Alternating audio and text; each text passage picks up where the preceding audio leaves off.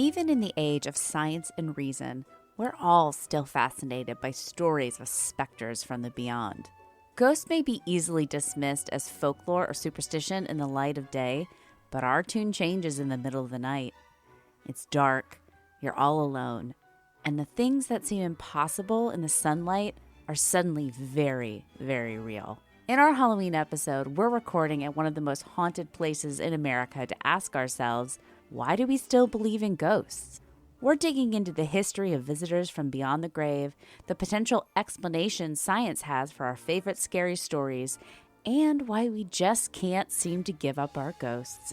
That's what you're in for today on Impolite Society.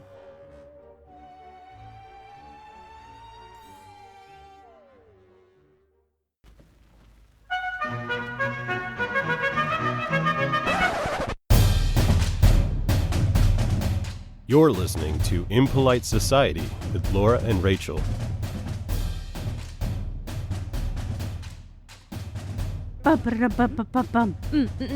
Thank you for playing us in drums. Or is it drums? Or is it the pounding of our heart? Spooky season, Rachel. And there's nothing we love more than digging into the taboo. So we thought we would do a Halloween topic. And before we dig into that topic, we should introduce what this show is. We are Impolite Society, a podcast that tackles the taboo one rude question at a time. And I'm Laura. And I'm Rachel. And together we are your spooky hosts of the podcast. And we got a spooky topic for you today. And we're just going to jump right in and say it. We're talking about Ghosts. Ghost. Da-da-da-da-da-da. Da-da-da-da-da-da. That's Ghostbusters, in case, Rachel, you're too I'm young. an adult virgin. Vine. TBT. Okay, fair. But a lot of nerds love the Ghostbusters, but they get laid eventually. I mean, Venkman was totally charming. Who? One of the main characters. Was he a person that lived? Yes, they all live. And now they're ghosts. No. Well, actually, Harold Ramis is dead. Rest in peace. R.I.P. Well, maybe he will come and visit us as we talk about ghosts today. And we have a couple new surprises for you. One, do you hear our voices? They're beautiful. Do you hear how good we sound? We are on a multi-year audio journey. And folks, I think we done made it. Yeah, we have upgraded our mics. We are operating on like professional podcaster level right now. It's crazy. And it's preposterous that we would have professional level podcasting equipment. Yet we managed. Somehow here we are. We have arrived. Yeah. And so hopefully we're no longer blowing out your eardrums with me being super ass loud. You're welcome, listeners. And thank you for joining us on that audio journey we've been on. But that's one surprise. Second surprise.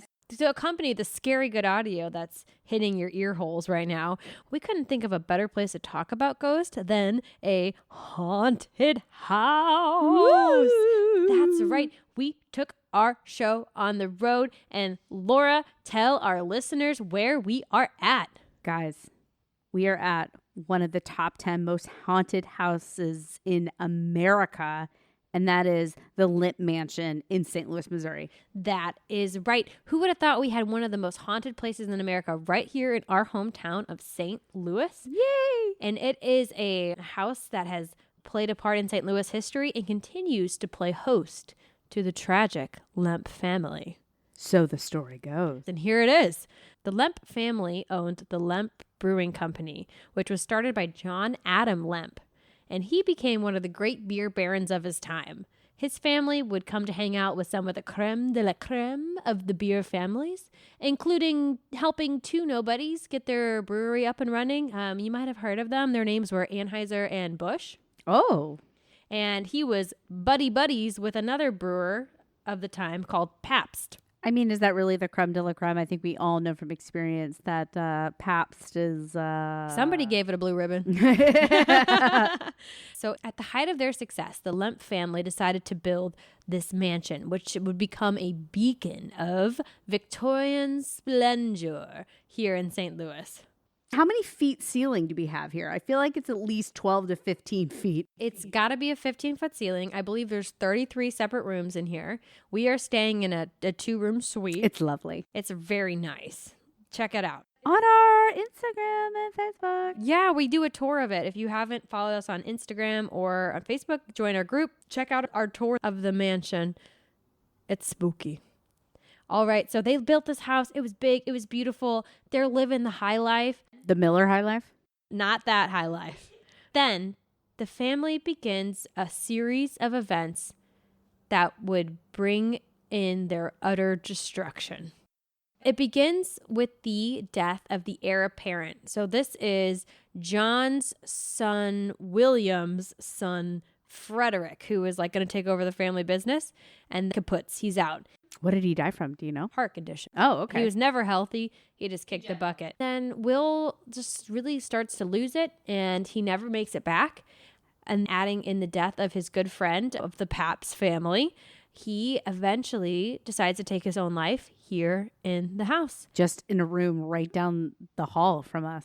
Yes. And he is the first of the family to commit suicide. There are 2 more who will follow in his footsteps before the Lemp family line has ended. So that was the beginning of the tough times, but it would just get crazier from there because there were crazy love stories, melodramatic marriages falling apart. I think I heard something about an affair of some kind. There are plenty of podcasts on the Lemp Brewery and the haunted nature of this building. So check them out of your haunted, spooky podcast of your choice. We're an awesome podcast. We're not a paranormal podcast. That's true. That's true. So highlights, Cliff Notes version, there would be 2 more suicides in the space, including downstairs in the office and another one up here as well.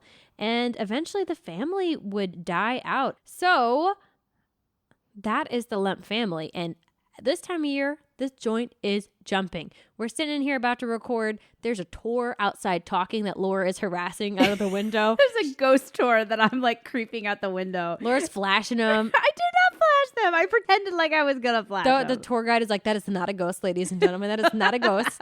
That is a drunk person. I'm not drunk. Not yet. Hey. On my way. But it's happened. It's happened. There's a party here. There's people like us camped out and staying here. Yeah, we've got fellow guests that are creeping around the hallways. Looking for ghosts. And this is just the tip of the iceberg. This time of year, we are obsessed with ghosts. We love ghosts. We love all things paranormal and haunted. I've been to this mansion many a times for parties, but this is the first time that I've been alone here. Or not alone, but yeah, I'm here. Or am I a ghost? Or are you a ghost? Oh, God. This is the time of the year to get into it, man. And it just raises such a good point. Because why does our belief in these disembodied spirits hold strong? Why in October do we all flock to haunted places and look for ghosts and read our scary stories when the rest of the world is so governed by science, right? And we have this belief in the paranormal, this belief in the things that we can't explain, and it's holding steady while our belief in other imaginary things, is that too harsh? I mean, unprovable things. And our belief in unprovable things like religion is fading. Yeah. Almost half of Americans believe in ghosts. 45% according to YouGov, which is like a polling service. Okay. And additionally, 18% of Americans believe they have seen a ghost. I've heard many a tale in my everyday life. So yeah, that sounds right. Definitely. And on the flip side of that, the amount of Americans who describe themselves as Christian has gone down 12% in the past decade. Wow. That's rapid. That is. And it's a little upsetting. What is what it is. It went from 78% of Americans down to 65%. Wow. Yes. And that's just here in a God-fearing country. We're very fundamental, very Christian. Over in the more progressive part of the world, the U of the K, in the UK, more people believe in ghosts than believe in a higher power. Okay. Hey, it is what it is. And that case is also true in Sweden, which is notoriously the least religious country in the world, where 37% of the population believes in the paranormal, but only 2 out of 10 consider themselves to be religious. So it supersedes religious beliefs. It does. So you can say you don't believe in God, you don't believe in the afterlife, but you do believe in ghosts? Question mark? And that's what it comes down to. We live in an age where science has solved a lot of the great mysteries of the world. We rely on science to grow our food better, to provide medicine, to make us live longer. And in this day and age, we are still shirking what we know of the world to believe in these entities called ghosts. My question for today is, in a time where we know more about the world than ever before, why do we still believe in ghosts? And that is the question we are going to dig into in this very special Halloween special extended episode. It's going to be long. It's going to be long, guys. I got thick in the research. And hey, we spent the money to be here, so we're going to record a long one, y'all. We got nowhere else to go. We're here. Yeah. We're locked in. We're cozy on a couch. Mm-hmm. And we're going to talk about ghosts. Ghosts. So join us for our ghost adventure after this break.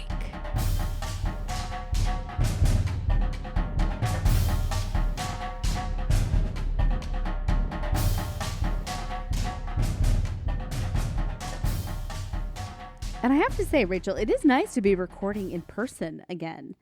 It is, yes. This is the first time we are recording mano a mano in... over a year, probably. Over a year. Since before Impolite Society. This is the first Impolite Society we are recording in person. Yeah, and it's awesome. It's been a long time coming, and I am a fan of it. And we're only able to do this thanks to the power of our fancy audio equipment. Woohoo! Yes. So, cheers. Let's give them a cheers. As long as people have been dying, they've been visiting us from the other side. Or people think they have. Or at least we believe that. Ghosts predate the written word and most often appear in the form of ancestor worship and also animism, which, if you're unfamiliar with that word, I am. That just means the belief that everything has a spirit. So thinking of the spirit of animals and the spirit of weather and those kind of things. Not the spirit of the wine that I'm consuming right now. It has a spirit too. It does. And it wants you to feel A-okay. But that is predating the written word. Once we get into the start of civilization, ghosts actually make a pretty big appearance in the life of the Mesopotamians. So those real old motherfuckers. Yeah, the cradle of civilization. The first ones that wrote shit down. In some swampy valley. That's where we're from. We swamp people. So it started in Mesopotamia, and these ghosts were called Dijum. And we have a few ideas of where this ancient word came from, but my personal favorite idea was a combination of two words. G, meaning black, and dim, to approach. So essentially, a ghost is a dim person approaching, or the dim approaching, dark approaching. The dark comes for you. I mean, I think that's a pretty good definition. That of is a pretty ghost. good. I don't even know if they pull it out of their ass, but if they did, good on you, because it sounds good. Yeah, someone's approaching through the dark, the darkness being the other side. Yeah. Good job, Mesopotamians. Kudos to you. And these Dijum were created at the time of death, so they did not begin until a person ended. From there, they took on the personalities and the memories of the deceased. So they weren't actually the person, they took on their characteristics. Yeah, they were just kind of what was created on the other side. Okay. And then these spirits, or these Dijum, would travel to the underworld to live nearly an identical life to the living. So the afterlife mirrored our life here on Earth, which, wouldn't that be the biggest fucking cosmic joke? That you're like, oh, I'm dying. I can finally rest. And nope. Just kidding. Joke's on you. Back to the barley field, you Ramsey. You got to get back out there and get back to work. Imagine if that was our afterlife. Like, you have to go back into and just a cubicle. Yeah, work in a cubicle for the rest of your afterlife. Click, click, click. Oh, you're having a best regards, aka per fuck my off. Last email. Yeah, all that shit. Oh my gosh. No, thank you. Nope. That's a really dismal afterlife. Hey, but that means there's afterlife podcasts. Yeah, you have to find your joy where you can find it in the afterlife. You're dead and you're like, God, I just need something to make me feel like I'm making an impact. I need a creative outlet in my afterlife. Let's hope that that's not the case. Let's hope indeed. Hopefully the Mesopotamians are wrong. Well, because here's another thing about the afterlife that kind of sucks. It involves a lot of suffering. God, doesn't life include enough? It's a mirror.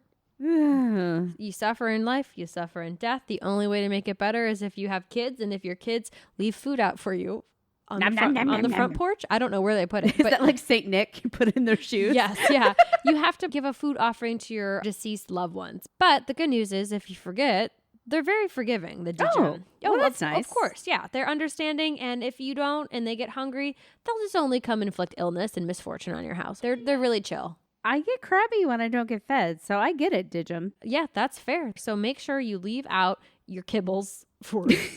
It's like some ghost in cat. your shoes, yeah, on your porch. We're mixing a lot of metaphors right now. Here we go. But the moral of the story is feed your dead people. That's the moral of the story. And ever since then, ghost and the idea that the spirit or soul is separate from the body and continues on after our flesh prison dies, that's existed in the ancient times as well. And it's even made its way into the Hebrew Bible. In the book of Samuel, King Saul gets a witch to summon the soul of King Samuel. That was the senior. Yeah. Saul was the one summoning Samuel, who the book is named after. Oh, okay. Not his dad, but like the big special guy. And we just like totally glossed over the fact that a witch was involved. The Bible be crazy. It really is. God, to live in those times. Thank God we don't. Back to the barley field. Ghosts, as we know them today, were actually brought to us by the Victorians. Like the house that we're in right now? Yes, which I don't know if we call them Victorians if they're in America. My sister pointed that out to me. She's like, I don't think you call them Victorians if you're in America because we don't have a queen. Good point. We do not have a Queen Victoria. I mean... So what do we call them instead? The industrialist? Yeah, the maybe. Guilds? The gilded? The industrialist sounds about right. I mean, early 1900s, right? Late 1800s, early 1900s. It's when this fad was taking place. Yes. And the fad that they brought to us was called spiritualism. And it took the world by storm. And it took ghosts to the next level. Not only did it say that ghosts are continuations of people, but they're not frozen in that moment. They're not just going to the underworld and living their life as they were. Their spirit continues to grow. And through that logic, ghosts are able to learn or provide insight and shared knowledge with us, the living. And that makes sense to me in the time period. As the world, we industrialized, we got a little bit more civilized, we got a little bit more scientific. There's this regression into spiritualism, mysticism. It's like a call back to the old days. Oh, I can definitely see that. So all these machines aren't going to provide you the answers. It's the spirits of your loved ones. It's your ancestors. That's a very astute observation. And it's about time these assholes start contributing because we've been feeding them for the last few millennia. You gotta work, bitch. Give me some advice. Come back and tell me what I'm supposed to be doing about my job or my husband. Because we're all now in the grind and we have no idea what the hell we're supposed to be doing. Yeah. Hey, great grandmother, tell me how I get my corset 1 inch tighter. I need to know. I'm about to turn 20 and I don't want to be an old maid. Oh no, I'm not married. I go vault. My debut was a total waste of time. But then again, this idea of ghost being this kind of advanced or this higher state of being that we can call on to help guide us or answer us, that's a very Western way of looking at ghosts. And ghosts are very diverse. They appear in cultures around the world. I don't know if there is a culture that does not have some kind of ghost lore. I mean, when you read about cultures in general, there's always an act about how they treat their dead or how they treat their dead spirits. From my time in funeral service, you look at death culture across the globe, everyone has one, and everyone feels some sort of repercussion from the dead. Even Neanderthals used to bury their dead and had like ceremonies around passing their dead on. So that's how deeply ingrained this is in our species.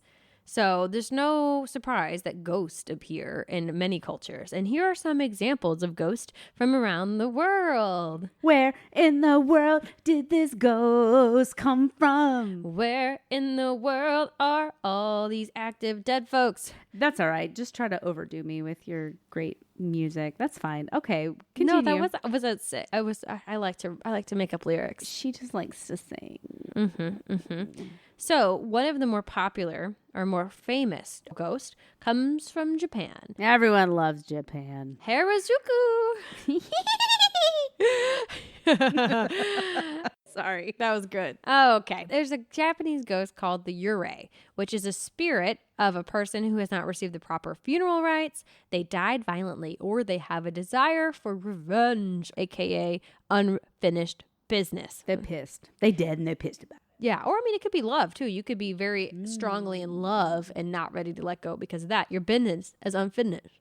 A business is unfinished. That's the most mush mouth rhyme. Business is unfinished. So they'll continue, and these ghosts will continue to come back, and they'll spook you until they're officially laid to rest or they finish their business. Also, fun fact about the Yurei, the more poor you were or the harder your life was, the stronger the ghost is. Wah, wah. The meek will inherit the earth, baby. So if you're poor, the stronger the ghost is? Yeah. And they haunt your family? No. The stronger you are as a ghost. So the more you've suffered as a person, the stronger your Yurei is when you come back. So you can haunt everybody. There's no queens running around as Yurei. You're somebody who suffered. Yeah, but if you only torment your family because they ain't giving you enough paper money or whatever. I don't think they're limited to tormenting family. Oh, okay. All right. Well, then good. They just come around. They walk the earth. They're spirits. Okay. That's what they do. Sorry. Along the same lines, there is a Indian word for a spirit called a bhoot or a bhuta. Bhuta. And it's usually the ghost of a deceased person who wasn't able to make it to the next step of their journey. And I say that as a very ambiguous way because there's a lot of religions in India, and I'm trying to be fucking inclusive. They're Hindu, Muslim, and a little bit of Christians, right? Buddhist. Oh, in Buddhist. Some of them obviously. are coming back as reincarnations. Some are going to Good for them. another place. Some are going somewhere else. They're going all over. But if you can't go, you Join come 'em. back. And you're a boot. There you go. A boot. And some cultures even have animal ghosts. The Humor people of Sudan, they hunt giraffes and they like to chow down on giraffes. And part of the ceremony around eating and consuming the giraffe is believing the ghost of the giraffe that they've killed comes back to visit them. Well, that's just cool. Everyone likes a giraffe. Yeah. You get a full belly and you get a giraffe hanging out with Yeah. you. Win-win. Is there really anything better? There's no downside. Oh my gosh. Give me more giraffes. The only thing that could have been better is the giraffe is alive and maybe they had a Burger King instead. We don't want to kill giraffes. That's a sad thought. But anyways, so obviously ghosts, they are ingrained in who we are. They've been a part of us since our very beginning. And that makes me want to know, Laura, do you believe in ghosts? I do. That's not to say I believe every ghost story I hear, because I don't. I think they are fun.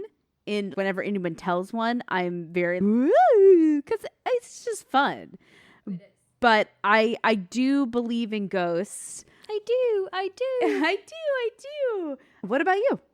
You know, this has been the age-old riddle. I love the concept of ghosts. I'm staying in a haunted hotel. I have been on that tour that was standing outside of the ghost. I have been the on mansion. a ghost tour in New Orleans many a time. Yeah, everywhere we go, we do a ghost tour. I've done a ghost hunt in the Missouri State Penitentiary. Ooh. I've gone to Alton, Illinois, which is one of the most haunted cities in America. I've heard that. Ghosts were a huge part of me growing up. I even have a freaking ghost hunting device here that we ran around with us. Which you will see on our social. Yes, it's called a K2 meter, and it measures electromagnetic fields. And this is all to say that I enjoy ghosts, but I don't necessarily believe in them. What do you mean necessarily? They're fun, and it's fun to believe in it. But in the daylight, in a rational frame of mind, I don't believe in ghosts. I don't think they're real. Have you ever heard a really great ghost story from someone that you love and care about and trust? No, I don't think so. Oh, I'll tell that story later. And Oh I'll my tell gosh. you why I more definitively believe in ghosts. Well, Woo! Stay tuned for the next section. I am excited about that because, yeah, my family, we are firm skeptics. I don't believe anything anybody says to me. So I take it with a grain of salt. Born and raised in Missouri, the show me state. I'm definitely a skeptic as well. And that's all to say that while I am like pretty firm and grounded in logic and reason, when the sun is up, the game changes after sunset. Things change when it gets dark. Yeah, sitting here in this dimly lit hotel room with our fake flameless candles. Flameless, limp. That all starts to change. And why is it that I'm so fascinated and can write this all off as like a quirk of humanity in the daytime? But here we are in the dark, alone in this old house with its tall ceilings and long shadows being cast about.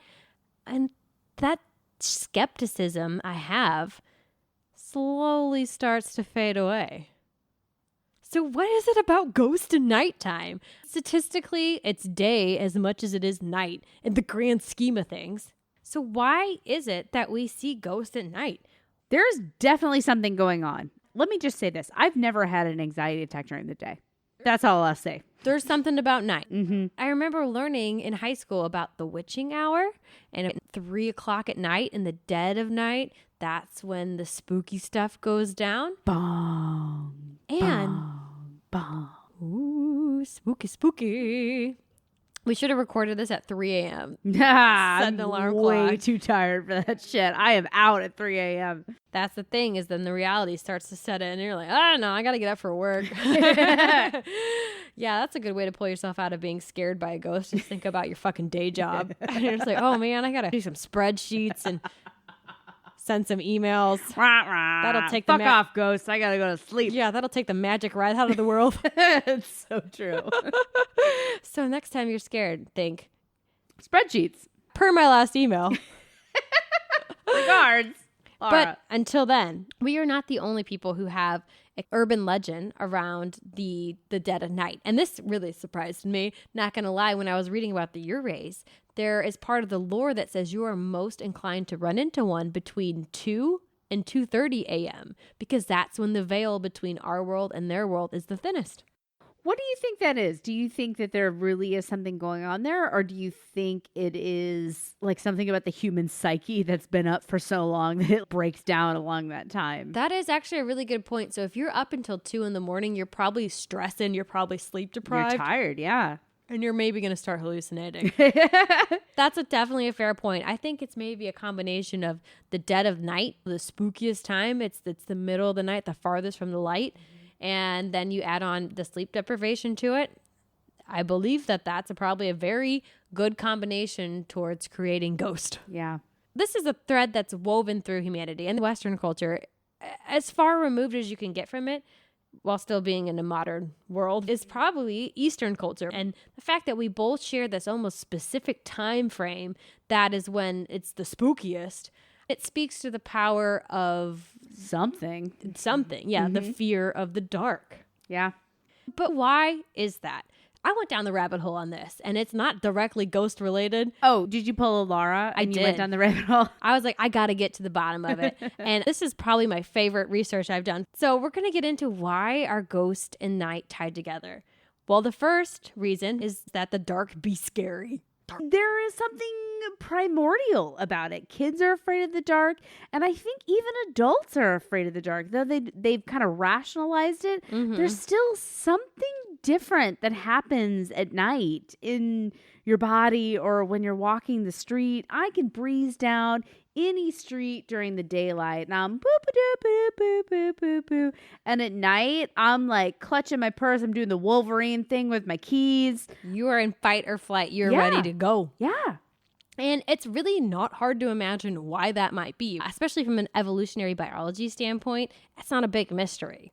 The dark held a lot of the violent threats to early human, from large predators who might want to snack on us to just the theft of our most dependent on sense, which is our sight. Yeah. In the dark, we can't see. Not only might there be a predator out there waiting to take you, but you can lose your way and end up just wandering on your own. Or you can just trip on a stray route. Like, we're such sight-based organism. And when that is not even gone, but impaired a little bit, your hackles are a bit up. That's very much at the core of it. And you can't see danger, whether that's a misstep or a lion waiting to consume you.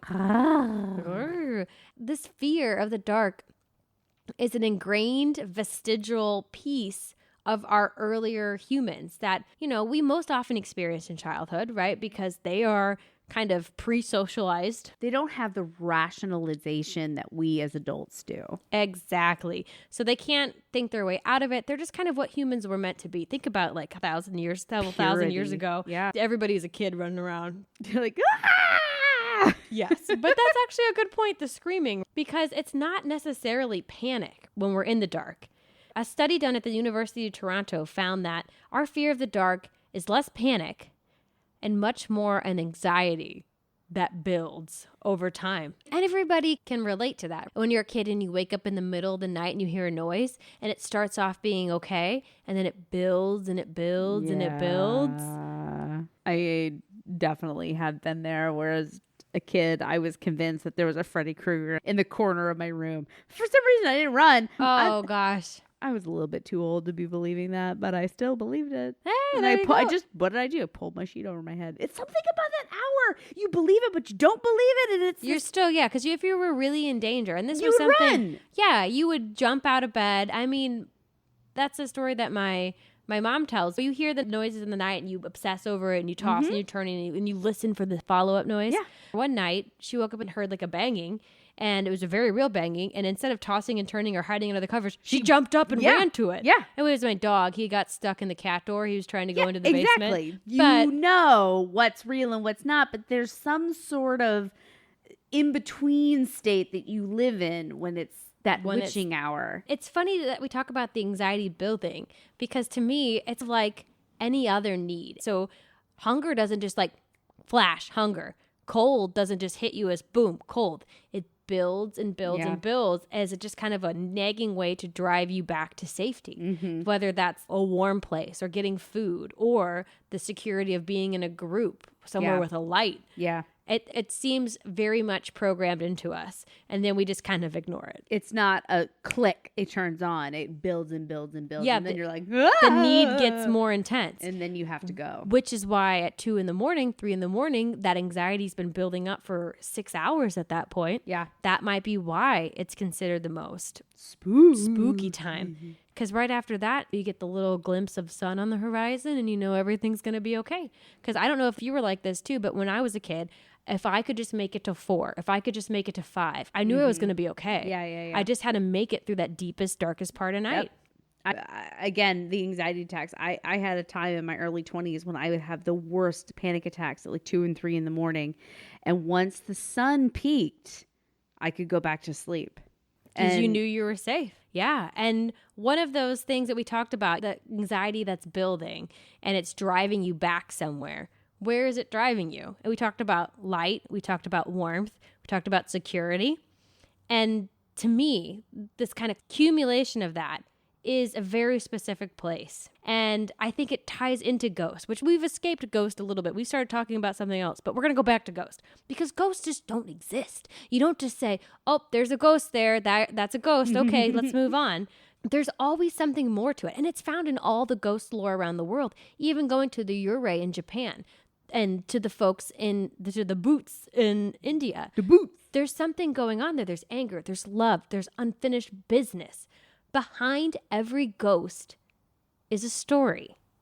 That's what makes Ghost so powerful and what links Ghost to the night, because there is nothing more human than sitting around a fire at night. And I fucking love campfires. I've never feel more human than when I'm sitting around a fire with people I like and like talking and just relaxing. You feel safe, you feel secure, you feel connected, man. There is something going on in that vicinity, being around the bonfire and the light on your faces, and there's this close-knit group and you feel secure. But there's also that sense, because when I experience campfire, I'm usually camping. Yes. So it's like you have this close-knit experience, but there's like danger all around, like darkness all around where you are. So it's like this is where it is, and literally on your back is danger.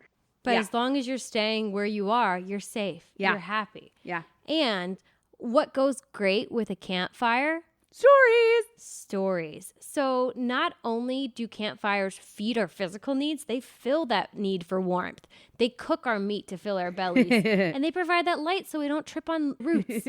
But they also feed our souls. And they feed our social and spiritual side. So research published in the Proceedings of the National Academy of Science found that the campfires at the end of the day is where songs, stories, and even human relationships began. The bonding that makes us care about whether people live or die. Yeah, that too. I'm sure the other stuff happened during the day as well. The anthropologist in this study lived among a Bushman tribe in Botswana, and she recorded conversation topics to compare how they were different in the day versus the evening. So during the day, 3/4 of conversation focused on work-related topics as well as gossip. So like business. We got work business. We got social business. We got things we need to get done. How can we collaborate? How can we work together? But that all changed at night. Around the campfire, more than 80% of the conversation centered around singing, dancing, spirituality, and stories about people they knew. So better than gossip. This is like straight storytelling. Like, yeah, those kind of conversations. And it was very different than the day. And here are some reasons why. First, the evening campfire brought everyone together, regardless of age, gender, any other division. During the day, everybody's working on different stuff. At night, you ain't got nowhere else to be. You're literally around that fire, staying getting warm. Those nom-noms. Yeah, getting some snacks, getting your soul fed. You got nowhere else to go. Another interesting point was that the dimmed light dulls body language, so we become less aware of how other people are responding to us and also lose a little bit of our own self-awareness. I really like that. And that makes a lot of sense to me because that hyper awareness in the daytime, you can see, that twitch of the eyebrow or that flip of the wrist. Like, what does that mean? But in the nighttime, you're not so in your head about that kind of stuff. Because you can't see it. You don't have to worry about every time somebody looks kind of weird at you. Yeah. I think that one totally struck me and also surprised me. Yeah. Yet, while you can't always see the details, what you can see in the dim light is the exaggerations of emotions. It made the stories come to life in the exaggerated facial emotions. Yeah. The reason why you turn the flashlight underneath your face to tell the scary story. Like you get the arched eyebrow and like everything is exaggerated when you have that underlighting that changes the way your face looks. I didn't even think about the flashlight, but it totally makes sense. Do you think that people were like, I got to put this flashlight under my face to mirror a fire, or that somebody just did it and they like, this is perfect? It just struck a chord. And as well as all those social components, our imagination, as we talked about, also comes alive in the night. When we don't know what's out there, our big old sexy brains get to working and we fill that darkness with things. Our brain tries to guess, even if it's nothing. So all those pieces together is what make the campfire so sacred and so special, and the stories that are told there so damn compelling and so damn real. Yeah. And without these stories, ghosts cease to exist. The first ever ghost story goes back to a friend of ours. His name is Pliny the Younger. Related to Pliny the Elder. It was his little fuckboy. Literally no joke. Definitely. I don't know if he had any interesting ideas about menstrual blood. Probably wasn't a fan of it, just like his buddy. Yep. So this guy, the Younger, he recorded the first notable ghost story in some of his letters. And the ghost story itself featured ghosts appearing in his bedroom wearing chains. Jacob Marley. Does that sound familiar? Marley and Marley. Whoa. That's right. Christmas Carol. Isn't that crazy? Every story's been told, guys. Truly. And these ghost stories have been a part of human history ever since, on a grand scale, like the Christmas Carol, and in our personal anecdotes. So here we are. We're safe and cozy, sitting next to each other in the warm glow of our laptop, maybe not a fire, but this feels like the right setting. Do you have any ghost stories, Laura? My most compelling ghost story personally is me being terrified of a balloon that was floating in the dark. And I was certain for at least 2 minutes that it was legitimately a ghost. Was it like half helium? So Yes. it's like hovering at human height? Exactly. That's a cruel trick of the universe. That would scare anybody. Yeah, scared the shit out of me. But the reason why I was so convinced it was a ghost was because this was in Austin's bedroom in his mom's house in the basement. And the most compelling ghost story I've ever heard came from my husband and his best friend. So they were in high school, like senior year. They were downstairs playing video games, dicking around. And his mom had always said that there was something spooky about the house and vague tales of ghosts. But they were both sitting there playing games, and they saw somebody come around the corner, look at them, and like start the way you do when you see someone you're not expecting. Yeah, like, oh, start. What are you doing? You're and still then, down here playing video games? Yeah, turn around and walk back down the hallway. And Austin, as he relates the story to me, because this was before I knew him, that he stopped and was like, holy fucking shit, what just happened here? Did I hallucinate that? And Steve was like, what the fuck was that? They both experienced it at the exact same moment. And then Steve was like, all right, I'm gonna go home now. What the fuck? Ash is like, don't leave me. Yeah, exactly.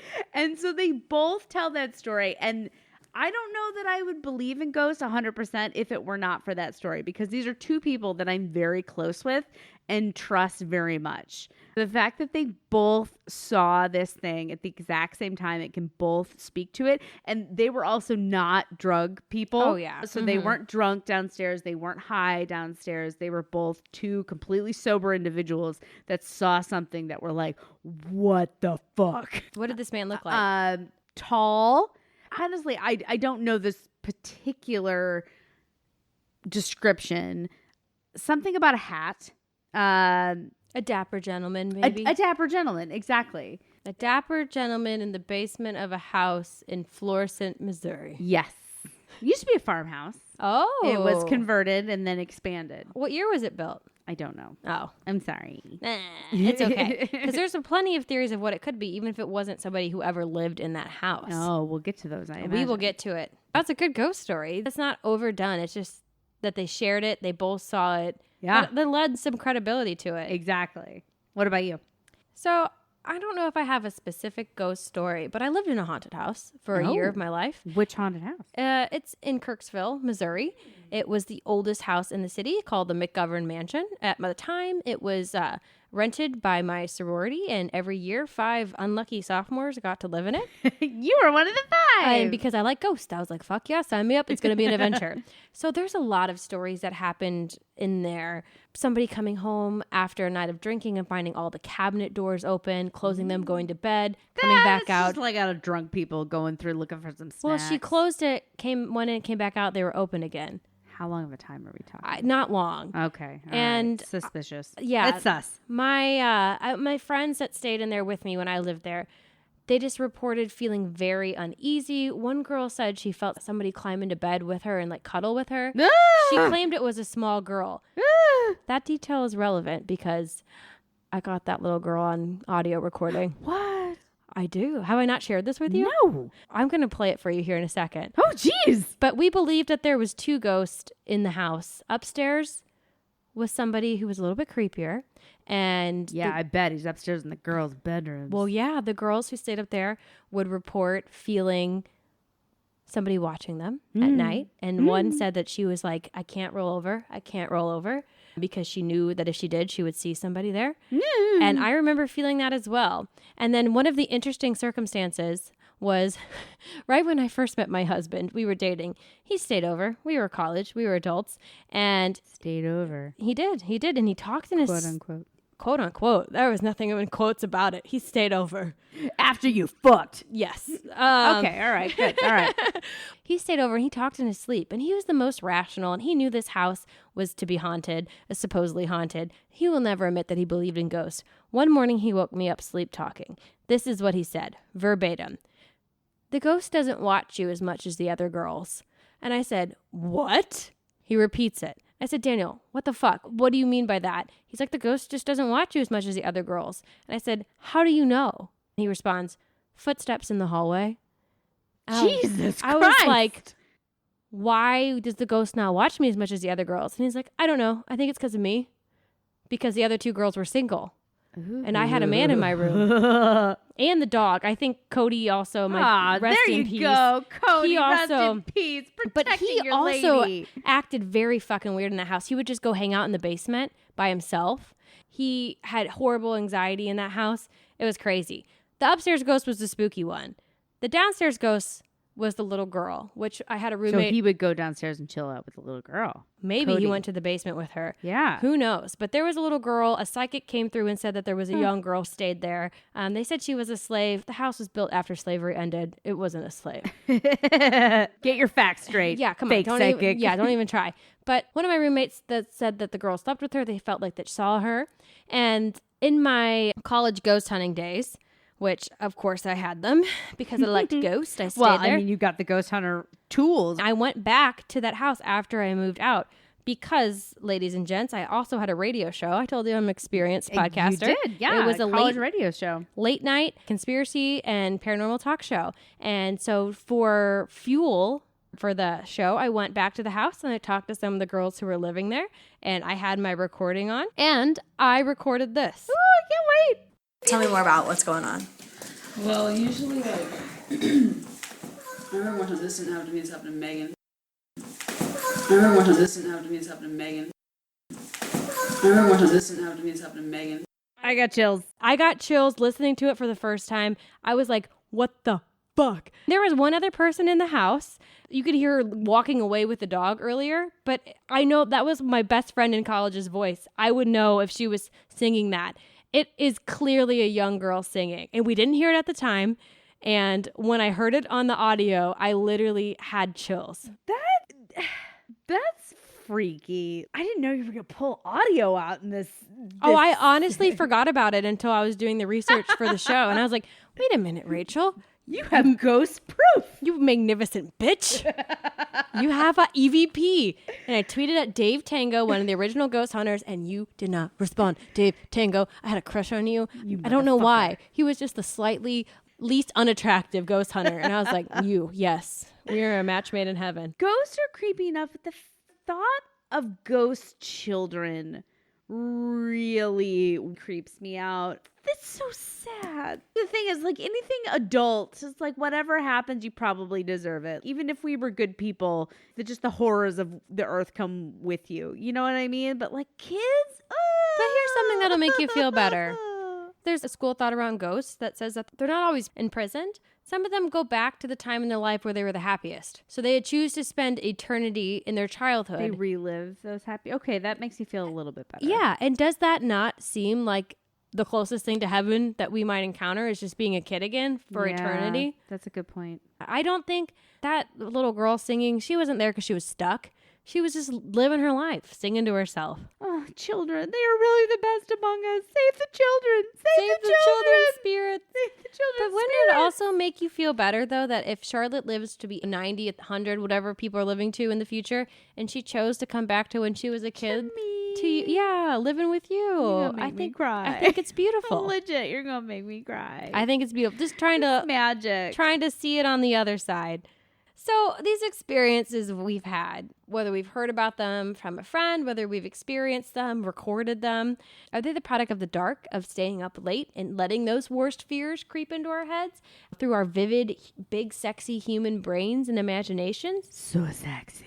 Or are they real? And if they are, what are ghosts? Here are a few of the possibilities as outlined in A Natural History of Ghosts by Peter Underwood. So it's acknowledging the fact that there are all these experiences that people have had all throughout time. And they're saying there's something going on here. Yes. Now, it might not be what we think it is. It might be that, or it might be something else. Yeah, this is really just looking at, like, what are ghosts? What could a ghost be? We have all these different kind of ghosts, and they're trying to use kind of like the nature and the way of the world to explain it. So here are the different kinds of ghosts. The first is that ghosts are just straight dead people. And in Peter's book, he calls them historical ghosts, which are, functioning people or the spirits of people who are left behind. And there are two kinds here. One is intelligent, right? So this is the full spirit of a person that is complete with their personality. This is what we most often think of when we think of ghosts. We think of somebody who's trapped, right? Who can experience the world and interact with us. So that's William Lemp who's wandering these halls as we speak. now. Yeah, he's out there giving a tour. Hi, this is my house. That second type of historical ghost is crisis, or spirits of the recently departed. So these are folks who have died, who are visiting their loved ones to say goodbye. They're usually very aware of their situation. They're aware that they died. And, the most classic example of this is somebody saying, oh, I saw Josephine sitting on the edge of my bed last night, and they wake up and they find out that she passed in the night. Okay, so they're like making their rounds before they make it up the final ladder. Crisis, right? So something bad happened and they're just trying to reach out to somebody and then they move on. Think a Hill House. The ghost of yourself in the future. Yeah, that was horrifying. If you guys haven't watched The Haunting of Hill House, you should totally watch it. Yeah. The hanging lady. Ugh, stop saying that. That was a horrifying moment in that show when you realize that it's her haunting herself. It blew my mind. That's good writing. That is good. I'm telling you, modern artists are making television. They are. They sure are. Yeah.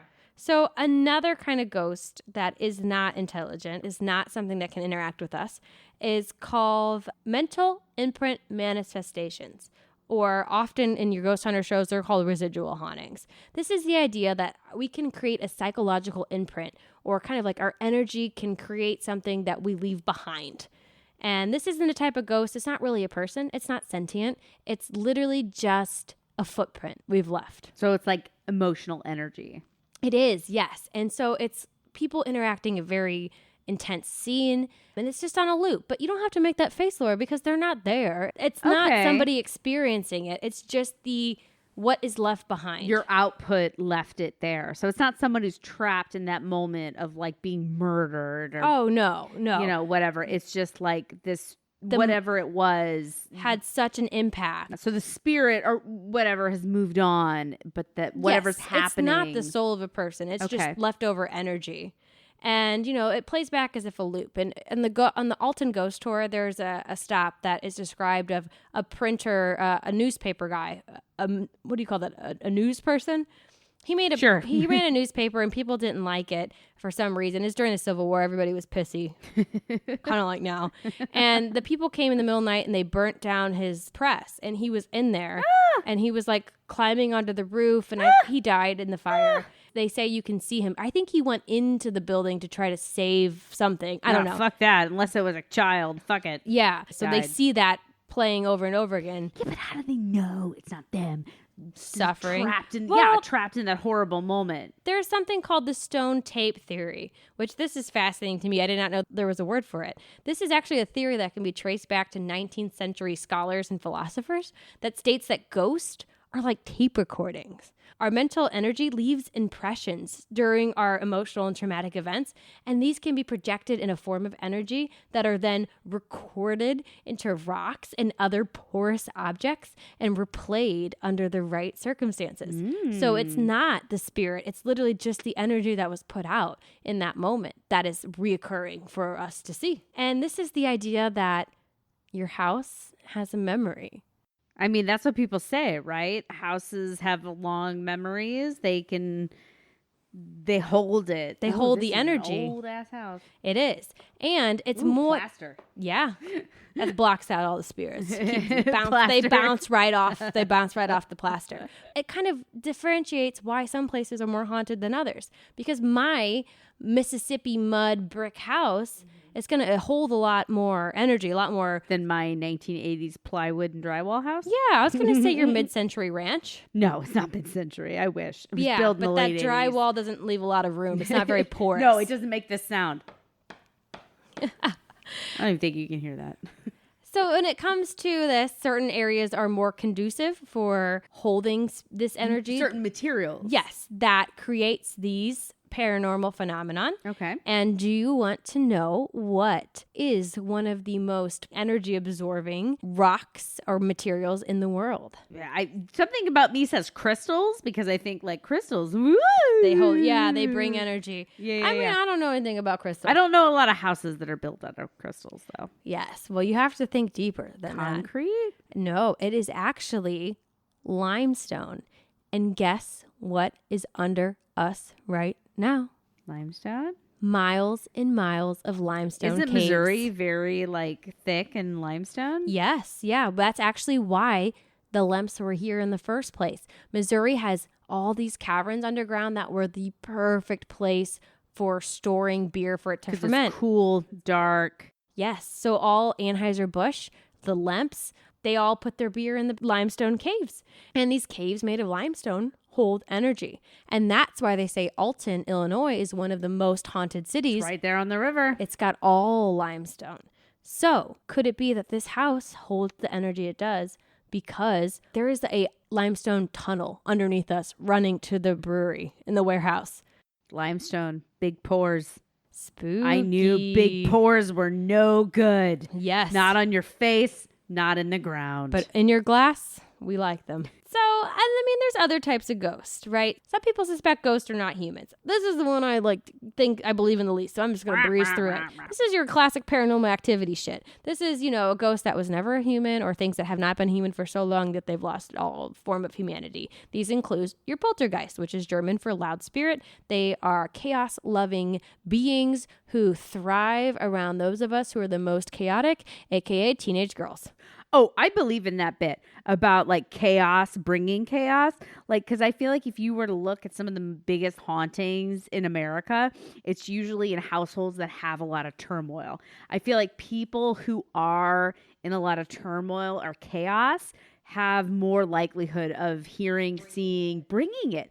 There's something a matching energy thing. I had a friend, she was a very chaotic person, a lot of drama in her life. And I feel like she's always there was a ghost, there was a ghost, there was a ghost. I think it partly is she's a little...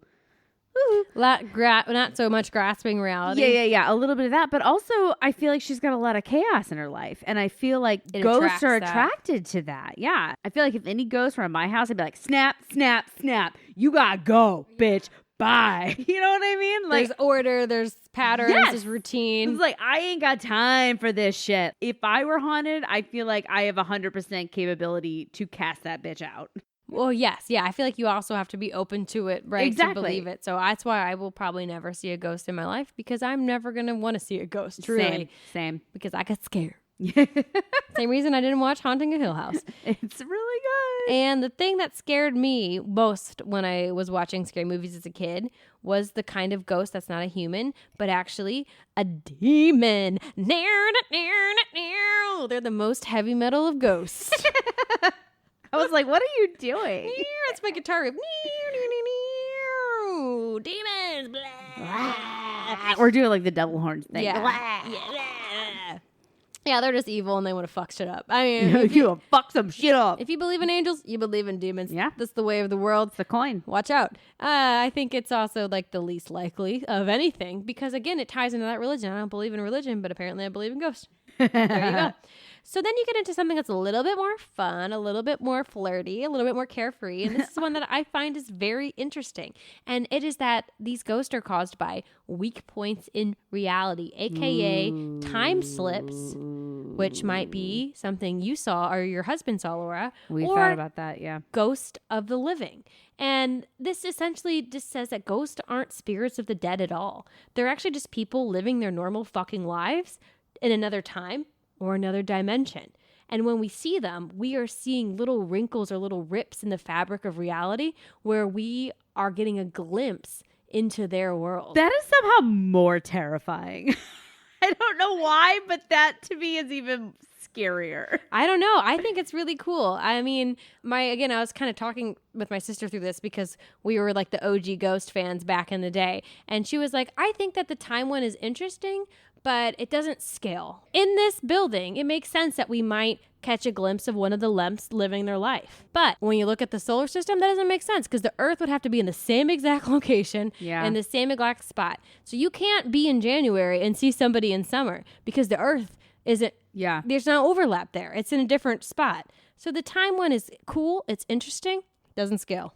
Well, I mean, also, why do we always see people in the early 1900s? Do you know what I mean? People don't see ghosts from the 2000s with their lowrider jeans and their juicy pants. Because they're already haunting us in our closets, those juicy tracksuits. Exactly. Oh, no.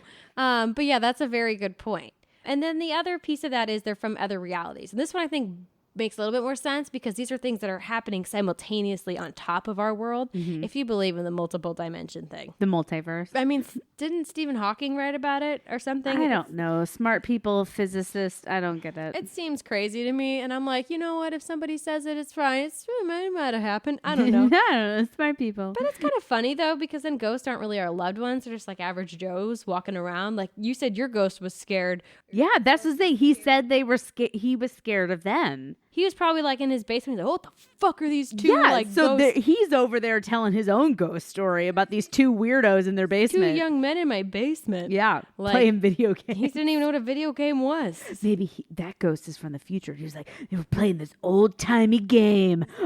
Like with a hoop and a stick. Yeah, but it's like Sega. How did they do it for so many hours? I don't know. Can't believe that entertained them. Jeez. But that's exactly illustrating the point is that like the ghosts aren't our dead loved ones, and we might have been ghosts to somebody without even realizing it. We're just walking our lives, doing our stuff, and then somebody catches a glimpse of you in the time slip, and they're like, wow, that was a really weird fucking ghost. I hope they're catching me like trying to shave my legs, like in the shower. Like I've got my leg up super awkward and I'm like, ow, as I cut myself. Knowing me, that would be the time I became that would be the ghost. They're that's like imprinted. Wow, that ghost farts a lot.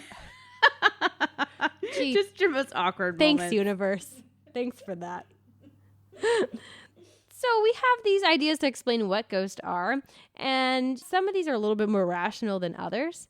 But the one thing they all have in common is that science can't 100% disprove any of them. Hell yeah, they can't. That's why it persists. They cannot prove it nor deny it. That's exactly it. While science can't confirm or deny, it does attempt to explain on its own. So here are some scientific explanations of why we experience ghosts. Oh, I'm ready for them. And that first one comes down to sounds, ghost sounds. So we can't physically... Not like that. These are Not sounds like that we okay. can't hear. They're not audible to us. The human ear cannot hear below 20 hertz, but we can sense sounds lower than that. These sounds can have a very real effect on our physiology.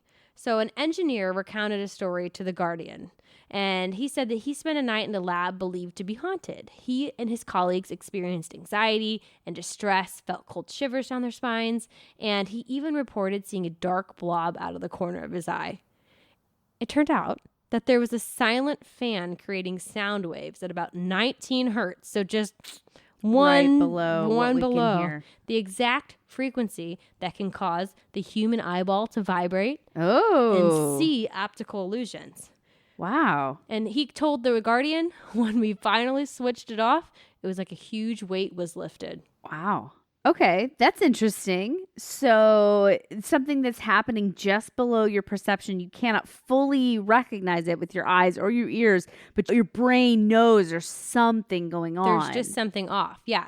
And I think that there's actually a very legitimate reason why this frequency can make us feel so uncomfortable. Okay. And it ties back into evolutionary biology because while we can't hear that low, there are a plethora of animals that can vocalize in that range. And that includes whales, elephants, rhinos, but most importantly, tigers.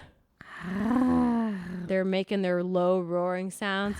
I mean, if we hear it and we get physically uncomfortable, there has to be something involved that says, get the fuck out of there. Danger McPherson is saying, don't fuck with me. He's in the house.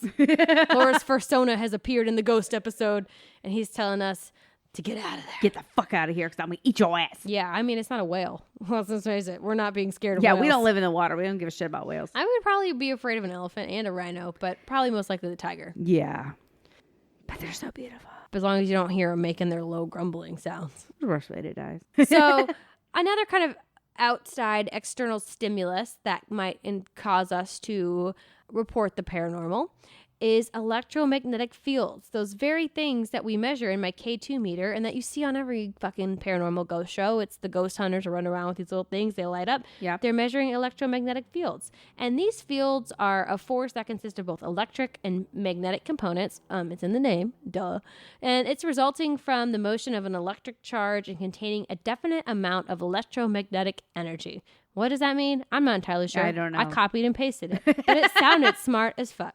So these fluctuations in this field, they can make you feel off or, at worst, physically ill. And they can be caused by bad or malfunctioning electricity, or you're celly. When somebody calls your cell phone and you hold the K2 meter up to it, bloop, bloop, bloop, lights up. I think that's how they faked all the ghost hunters. Okay, that's an interesting theory. So there's something going on, again, just below like our ability to detect, but there's something primal inside of us that is detecting this that makes us feel weird. I feel like if it were our cell phone or, again, electricity that were making us feel that way, then you would see a lot of increase in these kind of creepy feelings as we enter the age of cell phones and a lot of electricity. But I feel like the rate of reporting creepy ass things has probably been pretty steady, right? Yeah, I would say it doesn't end or leave. I mean, there's magnetic fields before. We just might have different things that are fluctuating them. Okay. But their power to affect us is very real. So a neuroscientist in the 1980s, he suspects that these variations in the electromagnetic field are responsible for supposed hauntings. So he tested this theory by having people wear a helmet that delivered weak magnetic stimulation, and 80% of his subjects said they felt an unexplained presence in the room when they wore the helmet. And gave them all brain cancer. Yeah, probably. But I mean, there's definitely something going on here. I definitely believe it. In high school, I did theater. And of course, every theater has a ghost story. Yeah. And the one in my high school. Ours didn't. Oh. The one in my high school was that a girl died in there. Not true. The year that they said she died in, the theater wasn't built. A lot of ghost stories can be debunked. They did a really fancy revamp to Hazelwood Central's theater. When? In like the mid 90s. They built it. Yeah, it wasn't because it wasn't built. My before friend, that. my friend's older sister, was like, "I'm debuting on the new stage," and I went and saw it, and I was like, "Holy fucking shit!" Yeah, they said that girl died in the 80s. The stage did not exist. That theater was not there in the 80s, guys. It is a beautiful theater. It is nice. And when you sat up in the booth, you could understand why people thought there was a ghost. You started getting a little spooked. You started feeling a little uneasy. The hairs on the back of your neck stood Maybe up. all that electronic equipment. Yeah. What was behind you? 30-year-old electronic equipment. And no doubt, I think I took the K2 meter up there because that's how cool I was in high school, everybody. And it was like off the charts. So people feeling uneasy up there, it's in the dark, you have this change in electromagnetic field. I think it does really contribute to it. Yeah, but back in caveman days, back in pre-electric, how do you explain it then? Well, there might have been other external factors at work. Okay. Like environmental toxins. Oh. For example, carbon monoxide. Oh. Maybe ghosts. We are all just getting high as a kite. And no doubt we're more likely to see ghosts when we're under the influence of substances, whether it's alcohol or drugs or hallucinogens. LSD. And one of the best examples of that is those Humir hunters in Sudan who took down the giraffes. Call back to the giraffes. I did at the very beginning. Part of their ritual involved consuming giraffe liver, which has DMT as well as other psychoactive components in it. So after they consumed it, they start hallucinating, and that's when they see the spirit of the giraffe that they just killed. Eat the giraffe liver, poisoned by toxins, see said giraffe. There you go. Seems very logical. So very yeah, circular. Yeah, it does. It does. And, you know, because it's top of mind, all you thought about all day was giraffe. Got to kill a giraffe. Got to eat this giraffe liver. You wake up going, giraffe. You get out there, you're like taking your morning dump. You're like, giraffe. And then you finally get the giraffe. And you're like, giraffe. Yeah, and then you eat it. You're like, giraffe. And then all of a sudden, oh my God, giraffe spirit. And the giraffes are on parade around you. It makes sense. It does. Another more recent case is in 1921. This involved Mrs. H. So she and her family moved into an old house and they began experiencing what they thought was paranormal activity. There was the sound of footsteps, strange voices, and even the feeling like they were being held down in their bed by unseen persons. Meanwhile, all the houseplants were dying. That's because Mrs. H was getting her fucking monarchy all over them, just touching them when she was bleeding. Pliny, that's a throwback to Pliny. She was menstruating, touching those plants. Yes. Yeah. They didn't look at that, did they? No. But so her plants were dying. Her children felt weak, and everybody was suffering from headaches. A quick investigation revealed that the fucking furnace was faulty and filling the house with carbon monoxide. Luckily, there was no smokers. And so carbon monoxide poisoning can cause hallucinations as well as sickness, explaining all the symptoms that Mrs. H and her family were experiencing. And after the furnace was repaired, the hauntings stopped. Well, that's one case, though. I'm sure there are others.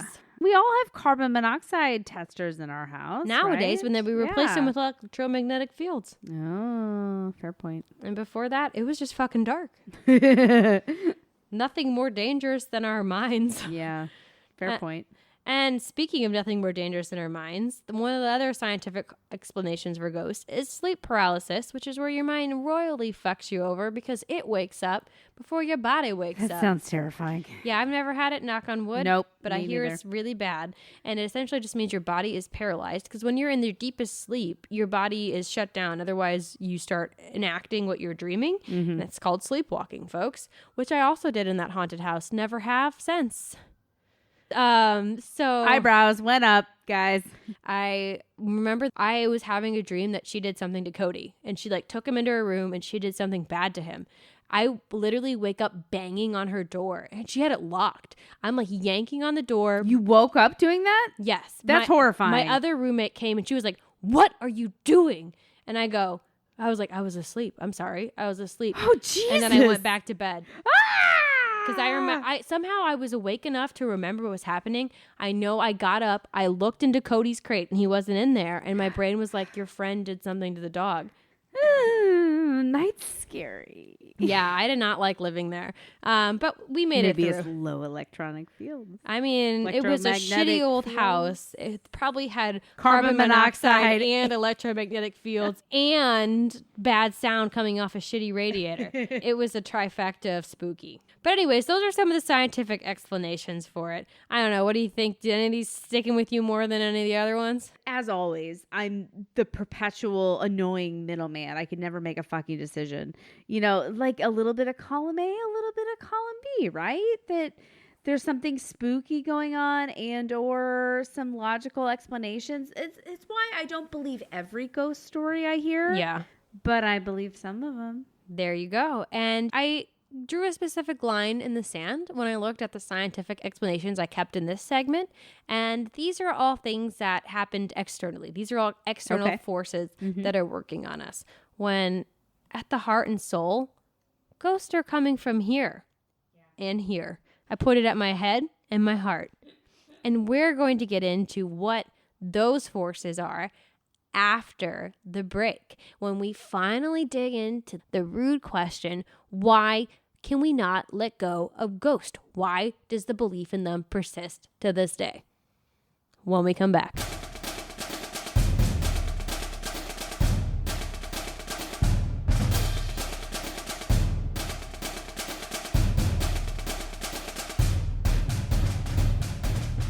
So we have all these seemingly logical reasons why we believe in ghosts, but this ethereal, unexplainable perception of ghosts persists. Why is that? Well, that is the core of the question today, and we are going to dig into it because ghosts, maybe they come from the ether or the other side or something along those lines.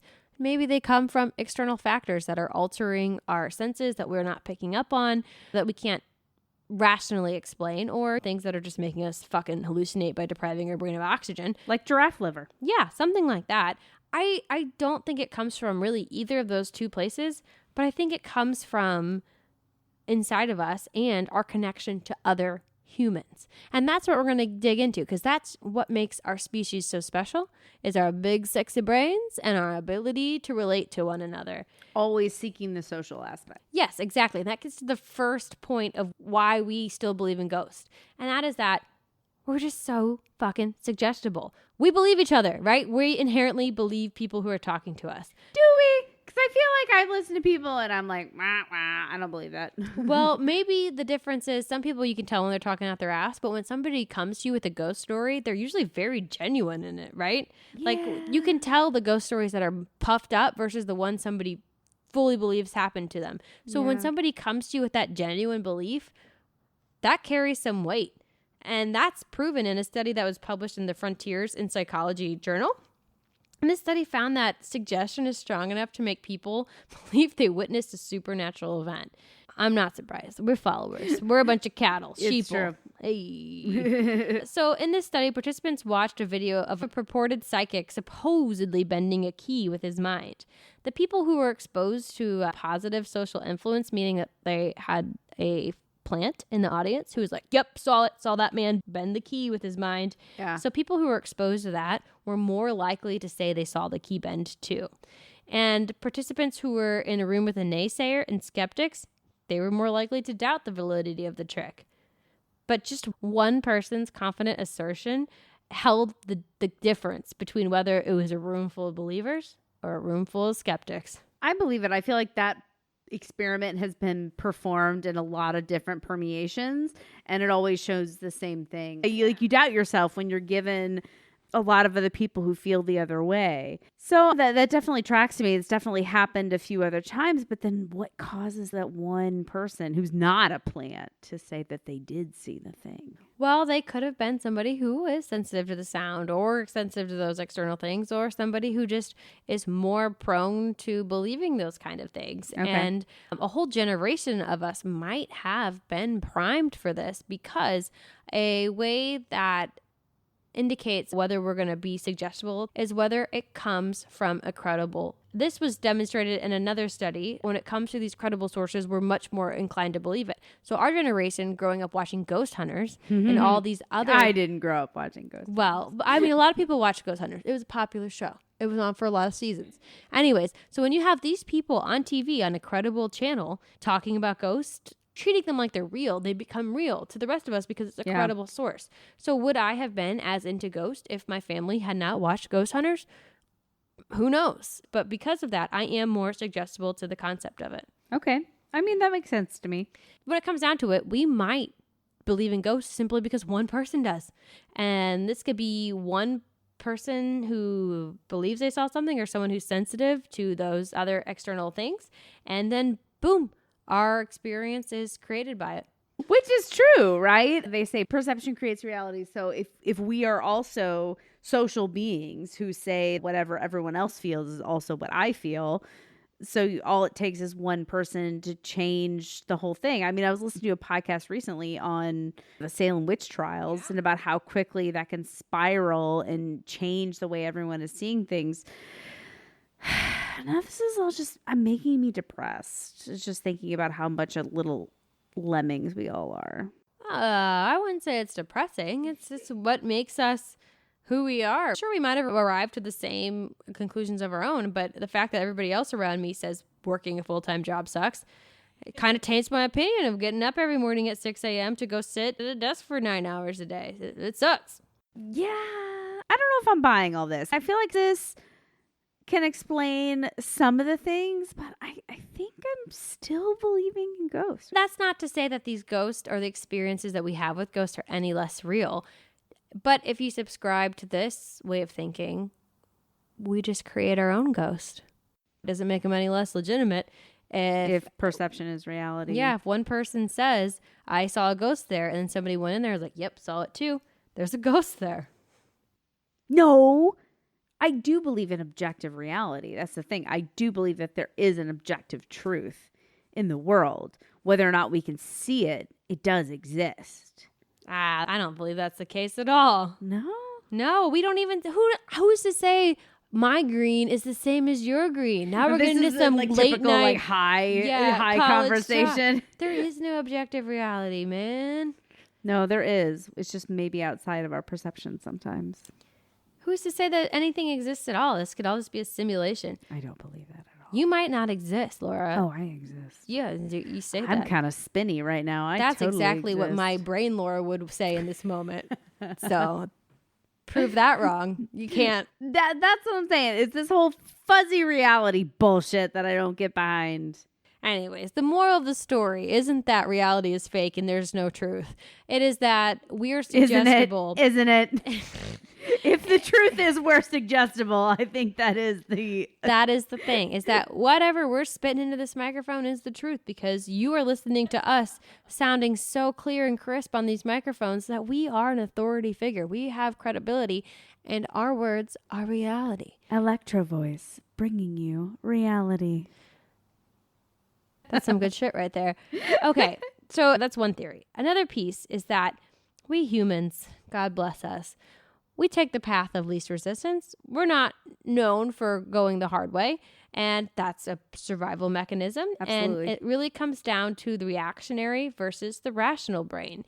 And this is just another leftover vestigial piece of our caveman days where we're evolved to be reactive. Like, I think you've talked about this, Laura, in several podcasts a long time ago, where if you hear the bushes rustling, you don't want to stand there and deductively reason if it's a lion or not. Investigate. What's going on in this bushes? Yeah, Get the fuck out of there. Oh, it might be 4:00 in the afternoon and the lions are usually sleeping at this time, so it's probably not a lion, but it might be because I saw one the other.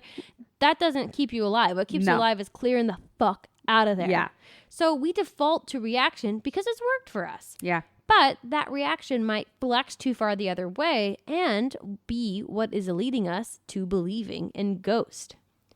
So, humans, we have a superpower, and it's that we're really good at seeing patterns, and we are really good at deriving meaning from things that don't have it. I believe in this, yeah. Yes, so there's a word called patternicity, and that is our ability to create false connections in unrelated or meaningless data.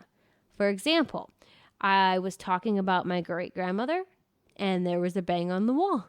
So that must be her coming to visit us or acknowledging us. Or that thing where you buy a new car and then all of a sudden you see 1,000 of those new cars is like you've never been looking for that new car before. You draw parallels between there's so many more of these because I bought it. No, there's always been the same amount. You're just now noticing it. Yes. Yeah. So the patternicity specifically is looking at like reoccurring or patterns in the world around you, right? So we're programmed to see that and it pops out, and that's what lets us believe that there is some kind of order to what's happening when it's really random.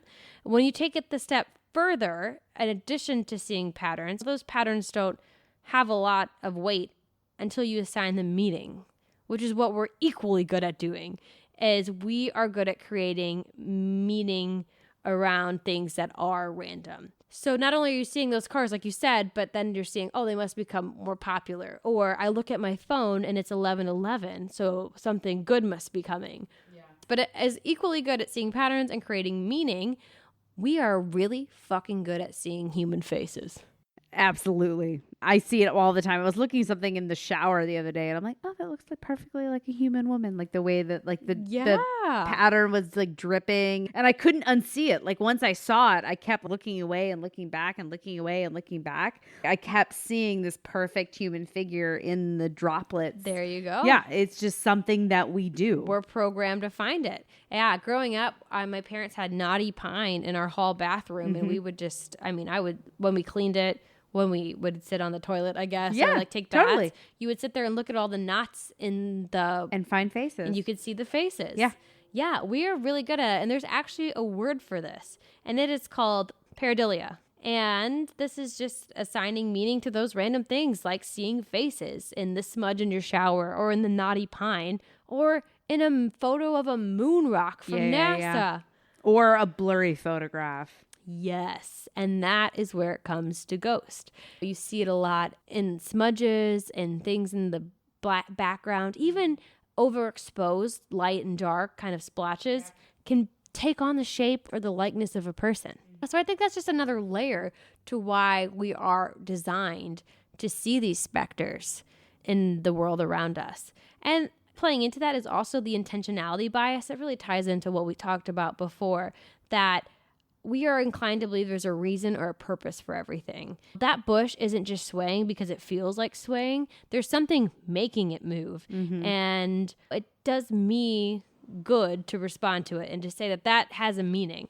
So that it does you good because you're going to run the hell away from it. Well, yeah, that we're assuming that it means something. So that banging in the wall isn't just my pipes expanding and contracting because of heat. It has meaning. And it is my grandmother banging on the wall to let me know she's there. Okay. So basically what I'm picking up here is that all of basically the things that have made humans thrive has also made them see these things, because we seek patterns, because we seek meaning, because we see human faces, because of our super social nature. All of these come together is the reason why people have seen ghosts throughout human history and beyond. Exactly. Like you think about every strong man, right? He exercises, he lifts weights, he has giant muscles. But the flip side of that is he might crush a wine glass when he picks it up because he doesn't realize his own strength. Or just something that overcompensates for a muscle that we've built up. And at the end of the day, we live in a world with meaning. And if we can't explain something, like we talked about those unrecognizable changes to our environment, whether it's from a sound, whether it's from electromagnetic fields, when that happens and we pick up on it and we can't explain it, we make a reason that explains it. So that could be a big piece of why we still hold on to the belief in ghost. Another reason is a lot more simple and a lot more sad. Great. Yeah, it's a Halloween episode, having fun. Let's talk about mortality. And it's the fact that we just can't wrap our minds around it. We cannot come to understand ceasing to exist. And this goes all the way back to Big Talk episode number 1. Death, where we cannot comprehend our own deaths. Our own demise, not existing, being beyond. Yeah, our brain just simply can't understand it and protects itself. When we try to think about it, it kind of bounces you out. Like a computer, it's like, boom, blue screen. Yeah, close that file. And it can't even fathom it. So that ghosts are a continuation of that fear or the inability to comprehend mortality. These are all very convincing arguments, Rachel. A+ on all your research. Well, thank you. It took me hours. You did a great job. Well, thank you. And I think all of this really sums up a lot of the reasons why I'm really skeptical of 99% of the ghost stories that I hear. Because most of them I'm like, logical explanation right on the bat, or you're seeing meaning where there is nothing. I'm like, no, that's something that can be explained away by your own preconceived notions of that you're going to see a ghost and these kinds of things. That's how I can explain most of the ghost stories that I hear. But again, I go back. It's like that thing that Austin saw and Steve saw at the same time. It's like two things corroborated at the exact same time. And I'm just like, these are two people I love and trust and know, and I can't explain all of it. I think it can explain a lot of the ghost stories that you hear, but not all of them. Well, and I think that's really what ghosts come down to, right? That there is still that sliver that is unexplainable, that we might never have an explanation for. What about that audio clip that you had? I can't explain it. Yeah. It is outside of my realm to understand. We got an audio recording. It's not carbon monoxide or toxins or electromagnetic fields. Yeah, I recorded that in 2013. And today I can listen to it almost a decade later and it sounds exactly the same. Yeah. So there is still the unexplainable in the world. But that is the minority. Like you said, most of these experiences can be rationalized. Yeah. They can be explained away. So why do they still persist and permeate our society, our stories, our culture, the things that we consume? And I have my truest belief of why we just cannot let ghost go. And it is because it's just fucking fun. I love Ghost. It's fun. It's exciting. It's no secret that humans enjoy a good scare every now and then. I mean, hello, that's what spooky season is all about. And there's a couple reasons that we enjoy a good scare, right? One, we like to prove to ourselves that we can overcome it. We can power through. We're stronger than our fear. And there's a hormonal component, right? When it comes to fear and enjoyment, this reaction we get when we're exposed to a threat or crisis. Or just like roller coasters, you know, that a high. Yes, it's that high. It's the adrenaline rush of fight or flight. And it can be addicting and it's fun and it lets us explore that fear and that adrenaline rush in a safe environment. When you're safe around your campfire with your friends and your loved ones and your family. And now, especially in a world where most of us are safe 99.5% of the time. And that 0.5% of the time we're unsafe is behind the wheel of a car because cars are death traps. Don't buy it. Don't get it. But we're very safe. So having these ghost stories lets us, the same as true crime, steam. Same as horror movies, lets us play in danger without really being in danger. And then finally, to me, I just fucking like the idea of mystery, that 1% is out there that we can't explain. And it's what we can talk about with a friend late at night in a haunted house. I feel like that's where I lay, that 99% of them can be explained by science or by human psychology. But there are some things that are just beyond that scientific reach. And maybe they will.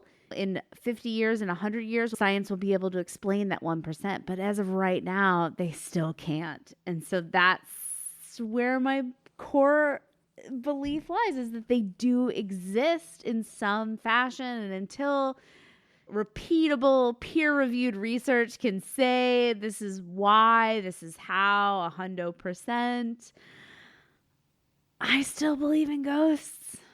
And I'm right there with you. I believe in ghosts in the way that I believe in humans, right? And ghosts will always exist as long as we're here for literally every reason we talked about, because we need to believe in our ancestors. We need to know their stories carried on because we are afraid of the dark and because we fill it with our fears and our hopes and our wishes, to quote Haunting of Hill House.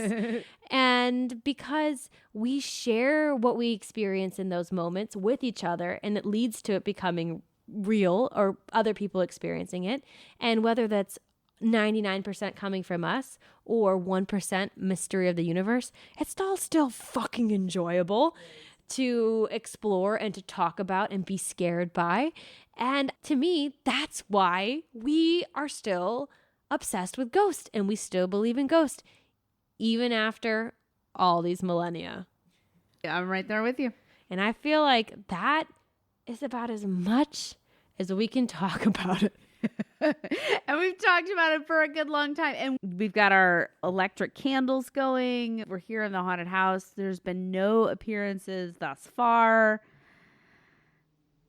And this conversation makes me, I mean, for now, I feel pretty comfortable here. I feel pretty confident. I feel very comfortable going to sleep tonight. But again, that'll change as soon as we get done recording. We each go to our own room and we call it a night. Whatever. I'm going to take my Xanax and my Tylenol PM. Laura, you're going to wake up and be sleeping in the king size bed with you. Be like, I couldn't sleep. I was scared.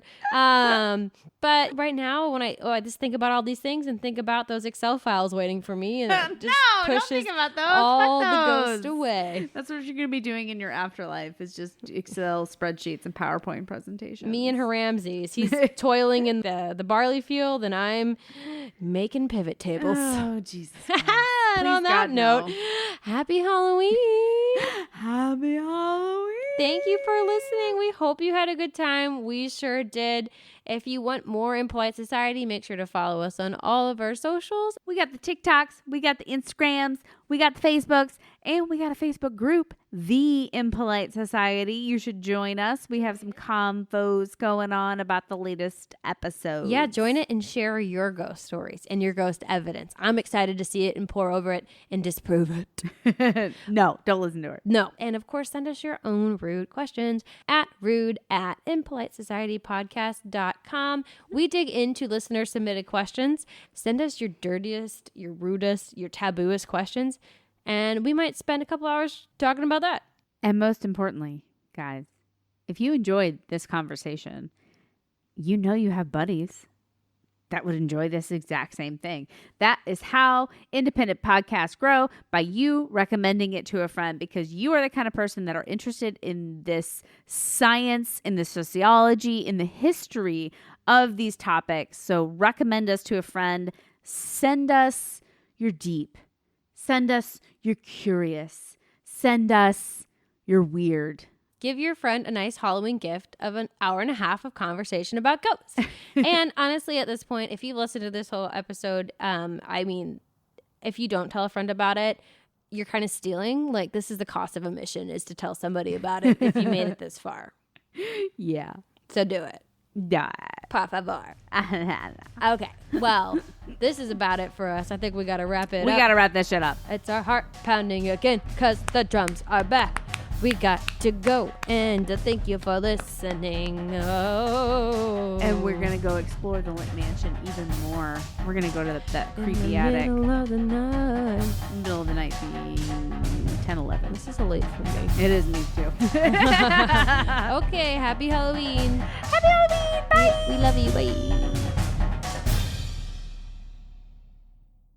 That's not a ghost.